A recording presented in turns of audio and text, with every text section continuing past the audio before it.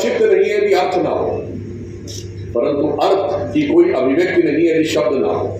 मगर दोनों की मर्यादा में थोड़ा अंतर है। शब्द की मर्यादा प्रकट होने में है और अर्थ की मर्यादा अनुभूति होने में। जिसे अगर देखें तो महाकवि निराला ने भी लगभग यही भाव व्यक्त किया है कि तुम तुंग हिमालय शृंग और मैं चंचल गत सुर सरिता, तुम विमल हृदय उच्छ्वास और मैं कांत कामिनी कविता। परंतु समस्या क्या है, जहां पे कुछ दूसरा था ही नहीं तो वहां पे इस प्रकार के विचार आ जाते हैं जो अभी डॉक्टर साहब पहले बोल रहे थे। आजकल के बच्चों के दिमाग में इस प्रकार की चीजें एक आइडियोलॉजिकल सबवर्जन के थ्रू स्थापित कर दी गई हैं, जो 200 साल पहले शुरू हुआ था मैकॉले के एजेंडा के थ्रू।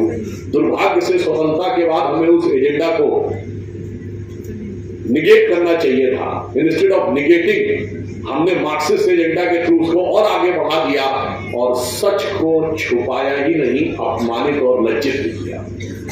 और इस कारण से वह भारत जहां की ज्ञान परंपरा इतनी अद्भुत थी, जहां की ज्ञान की परंपरा में इतना सामंजस्य था।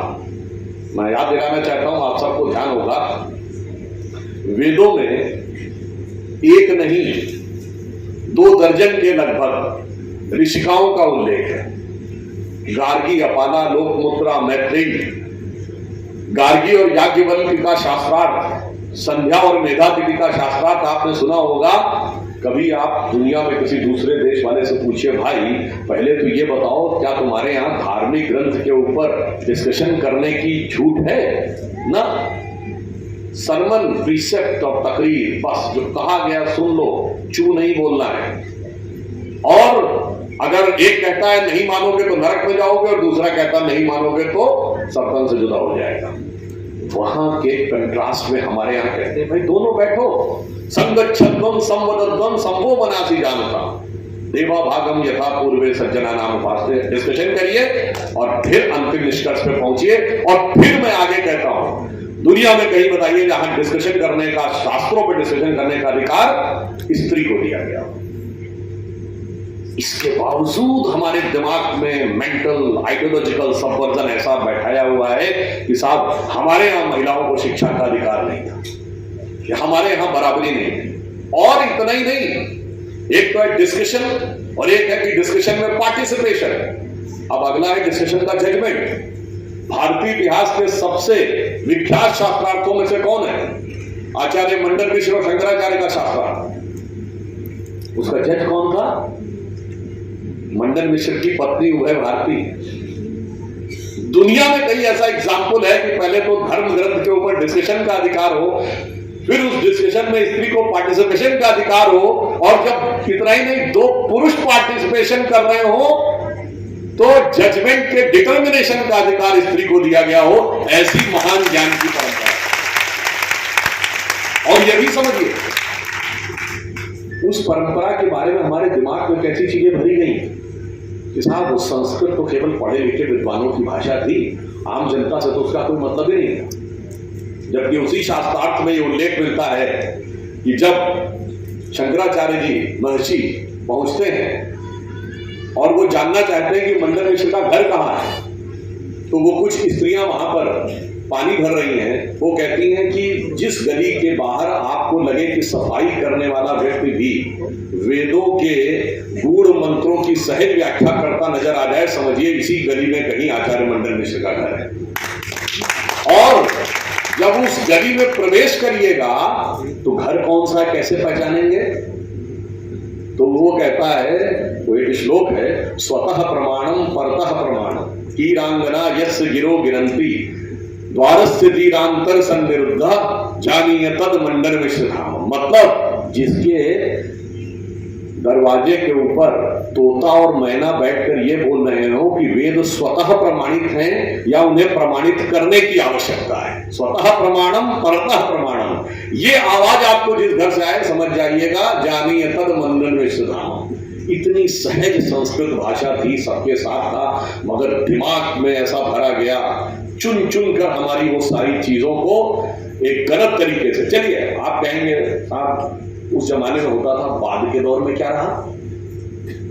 तो मैं बताना चाहता हूं, बाद के दौर में अगर पूछिए वर्ल्ड की डॉक्यूमेंटेड हिस्ट्री में अगर सबसे पहले पिछले 2000 सालों में किसी महिला ने रूल किया है तो वो कौन है? 4th सेंचुरी में प्रभावती गुप्ता एम्पायर में। और उसके बाद दर्जनों है यहां हमारे यहां। चलिए मिडिवल एज में आ जाइए। वैसे आपको एक मिडिवल एज में एक मजेदार बात बताएं, आप सबने अंग्रेजी में एक शब्द सुना होगा विच हंट। विच हंट सुना है ना? विच हंट का मतलब क्या होता है? विच हंट का मतलब यह होता है कि किसी चीज के ऊपर टारगेट करके जबरदस्ती उसको दोषी सिद्ध करने का प्रयास करना। और ये शब्द आया कहां से? ऐसा पता है आपको? विच शब्द का अर्थ क्या होता है? जादू टोना। और ब्रिटिश पार्लियामेंट ने एक्ट पारित किया 17वीं शताब्दी में, जिसे कहते थे विच क्राफ्ट एक्ट। यानी किसी भी स्त्री को चुड़ैल घोषित करके टारगेट करके दौड़ा के मार दिया जाता था, जला दिया जाता था या आधे जमीन में गाड़ के मार दिया जाता था। और ऐसे सैकड़ों महिलाओं के साथ विच क्राफ्ट एक्ट के अंतर्गत प्रोसिक्यूशन के डॉक्यूमेंटेड रिकॉर्ड्स हैं। And this act was passed by parliament. ऐसा सैड नैरेटिव जिन देशों का रहा वो अपना ग्रैंड नैरेटिव प्रस्तुत करते हैं और हमसे कहा जाता है कि तुम्हारा इतना शानदार नैरेटिव रहा मगर तुम खराब थे। ये है आइडियोलॉजिकल सबवर्जन, ये है दिमागों में भरी हुई चीज। और जिस समय यूरोप में विचक्राफ्ट एक्ट था तो हमारे यहां कित्तूर की रानी चेन्नम्मा, रानी दुर्गावती, रानी अहिल्याबाई, रानी लक्ष्मीबाई, कर्नाटक में रानी अबक्का शासन कर रही थी।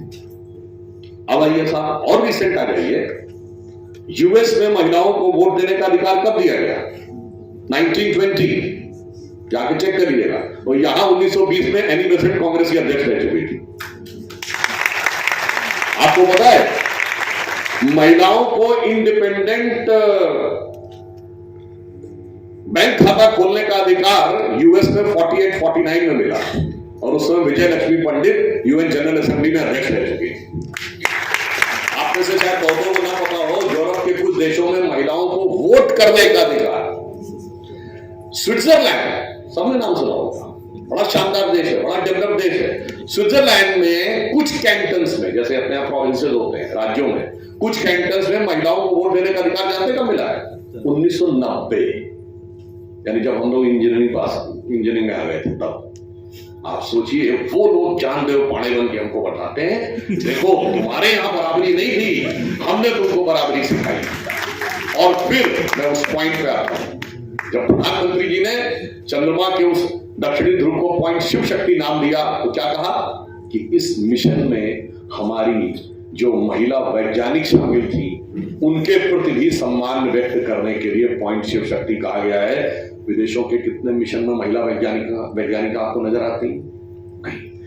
ये सब तो अच्छा नहीं है, ये सब नारी स्वतंत्रता का प्रतीक नहीं है। नारी स्वतंत्रता का प्रतीक, जैसे अभी डॉक्टर साहब बता रहे थे कि भाई फटी जींस पहनने वाली बात, नारी स्वतंत्रता का प्रतीक क्या है कि शेविंग क्रीम के विज्ञापन में आपत्तिजनक स्तर तक कम कपड़े पहने हुए महिला का दिखना, वो नारी स्वतंत्रता का प्रतीक है। भाई आज की युवा पीढ़ी बहुत तर्कसंगत बात करती है। शिवरात्रि का पर्व हो रहा है, बहुत से युवा कहते हैं उस पर क्यों दूध चढ़ाना चाहिए? मैं लॉजिक समझना चाहता हूं, क्यों जल चढ़ाना चाहिए? उसमें से कोई युवा नहीं पूछता कि फटे कपड़े क्यों पहनने चाहिए। ये है दिमाग कैप्टिव। उसमें से कोई नहीं पूछता कि शेविंग क्रीम के विज्ञापन में एक लड़की का क्या काम है। ये है आइडियोलॉजिकल सबवर्जन, क्योंकि उनको आपको एक पर्टिकुलर तस्वीर दिखानी है और भारतीय ज्ञान परंपरा उस रूप में थी कि उस पर्टिकुलर तस्वीर को अभी तक छुपा के रखा जाए, क्योंकि सबको जानते क्या डर है, जिस दिन भारत की ज्ञान परंपरा उभर आई उस दिन कोई मुकाबले में रहने वाला नहीं है। और इसको लेकर सिर्फ कॉन्फिडेंस की कमी हम लोगों में है। हनुमान जी की तरह अपनी शक्ति भूले हुए हैं, मगर राक्षसी दल सबको पता है जिस दिन हनुमान जी की शक्ति जागृत हो गई उस दिन कोई बचने वाला नहीं है। इसलिए मैं एक बात आपसे कहना चाहता हूं, प्रधानमंत्री जी ने 15 अगस्त 2022 को कहा था कि ये 25 वर्ष का समय जो भारत के अमृत महोत्सव से शताब्दी का समय होगा, ये भारत का अमृत काल है। इसमें 5 प्रण गए थे। नंबर 1 कि इस देश को विकसित राष्ट्र बनाना है और नंबर 1 की